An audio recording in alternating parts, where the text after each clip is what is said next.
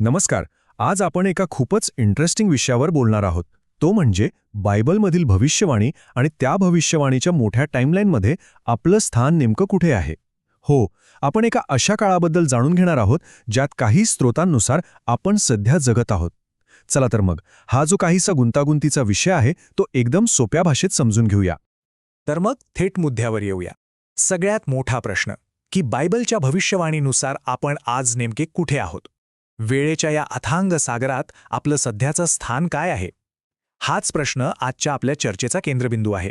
आणि हे स्रोत आपल्याला नेमकं हेच सांगण्याचा प्रयत्न करतं की त्या भविष्यवाणीच्या नकाशावर आपण कुठे उभे आहोत. आणि या प्रश्नाचं उत्तर दडलंय विरामकाळ या एका संकल्पनेत.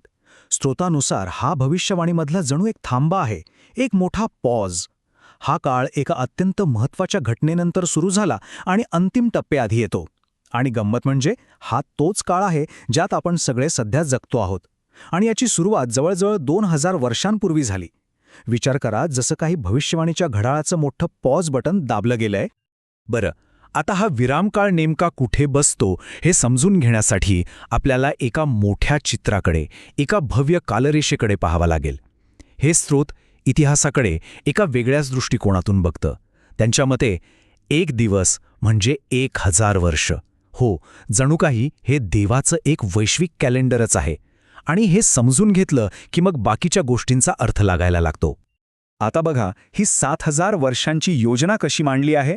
स्रोतानुसार चौथा दिवस म्हणजे आदमानंतरची साधारण 4000 वर्ष, तेव्हा येशू आले. त्यांना निर्मितीचा सूर्य असंही म्हटलं जातं. त्यानंतर सुरू झाला 5वा आणि 6वा दिवस. हाच तो काळ जो साधारण गेल्या 2000 वर्षांपासून सुरू आहे. आणि हो, हाच तो विरामकाळ आहे ज्याबद्दल आपण बोलतोय. आणि यानंतर काय, तर 7वा दिवस म्हणजे 1000 वर्षांचं राज्य, ज्याला एक प्रकारचा दैवी विश्रांतीचा काळ किंवा शब्बात मानला जात. ठीक आहे, तर कालरेषा तर आपल्या लक्षात आली.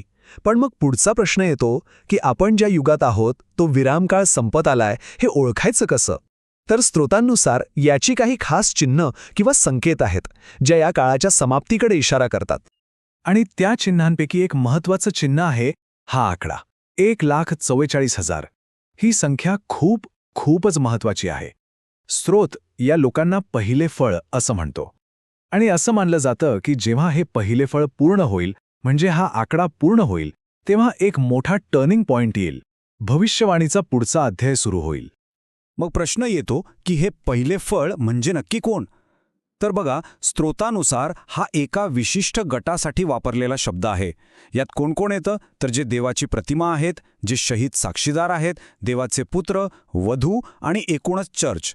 थोडक्यात सांगायचं तर हे ते सगळे विश्वासणारे आहेत जे एक विशेष भविष्यवाणीमधली भूमिका पूर्ण करत आहेत.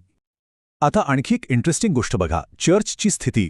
स्रोतानुसार प्रकटीकरणामधले जे 7 चर्च आहेत ते म्हणजे गेल्या 2000 वर्षांतल्या चर्चच्या बदलत्या अवस्था. म्हणजे हा एक प्रवास आहे. सुरुवातीला एफेस चर्चसारखी एकदम विश्वासू अवस्था, आणि मग हळूहळू बदलत जाऊन सरते शेवटी लाओदिकिया चर्चसारखी कोमट किंवा उदासीन अवस्था. आणि असं म्हटलं जातं की जेव्हा चर्च या शेवटच्या टप्प्यावर पोहोचेल तेव्हाच अंतिम काळाला सुरुवात होईल. तर या अंताच्या आधी 2 मोठ्या गोष्टी घडणं गरजेचं आहे असं स्रोत सांगतो. पहिली अट आहे धर्मत्याग, म्हणजे चर्च आपल्या मूळ विश्वासापासून दूर जाईल.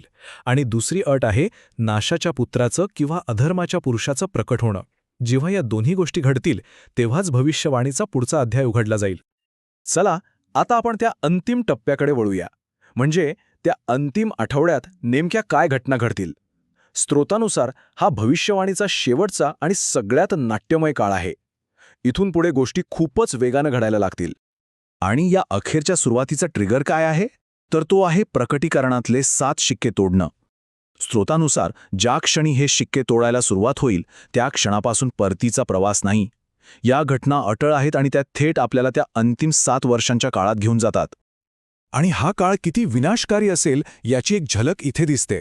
जेव्हा चौथा शिक्का तोडला जाईल तेव्हा काय होईल, पृथ्वीच्या एकूण लोकसंख्येपैकी 1/4 लोकांचा नाश होईल. विचार करा, किती मोठा आकडा आहे हा. स्रोतानुसार एवढ्या मोठ्या विध्वंसानंतर गोष्टी पूर्ववत करण्याची संधी किंवा वेळ मिळणार नाही, कारण अंतिम टप्पा अगदी जवळ आलेला असेल. आता हा जो अंतिम आठवडा आहे त्याला एक जुना संदर्भ आहे.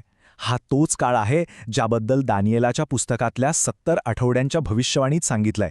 त्यातले 59 आठवडे तर पूर्ण झाले आहेत, पण हा शेवटचा 1 आठवडा अजून बाकी आहे आणि याच काळाबद्दल आपण बोलत आहोत. तर मग या सगळ्याचा शेवट कसा होतो? या संपूर्ण भविष्यवाणीच्या कालरेषेचं अंतिम ध्येय काय आहे? तर स्रोतांनुसार हा विनाश म्हणजे शेवट नाही, तर एका नव्या युगाची सुरुवात आहे. आणि इथे स्त्रोतांमधले एक विधान आहे जे थेट आणि विचार करायला लावणार आहे. ते म्हणतात, इसवी सन 2024 हा तो काळ आहे जेव्हा 6000 वर्षे काठोकाठ भरली आहेत. आता या विधानामुळे ही संपूर्ण कालरेषा अचानक खूपच जवळची आणि आपल्या काळाशी जोडलेली वाटते, नाही का? तर मग या सगळ्याचा शेवटचा निष्कर्ष काय आहे? स्रोतानुसार जेव्हा हे 70 आठवडे पूर्ण होतील तेव्हा 3 मुख्य गोष्टी घडतील. पहिले पुनरुत्थान, ज्यात शहीद साक्षीदारांना पुन्हा उठवलं जाईल. दुसरं न्यायनिवाडा, ज्यात सैतानाला 1000 वर्षांसाठी बांधून ठेवला जाईल. आणि तिसरं एका नव्या युगाची सुरुवात, म्हणजेच त्या 1000 वर्षांच्या राज्याची. तर आजच्या या संपूर्ण विवेचनानंतर एक शेवटचा प्रश्न आपल्या सगळ्यांसाठी आहे. भविष्यवाणीची ही कालरेषा आणि त्यात आपलं स्थान समजून घेतल्यानंतर जगाकडे आणि आपण जगत असलेल्या या काळाकडे पाहण्याचा दृष्टिकोन खरंच बदलू शकतो का? यावर विचार करायला हरकत नाही.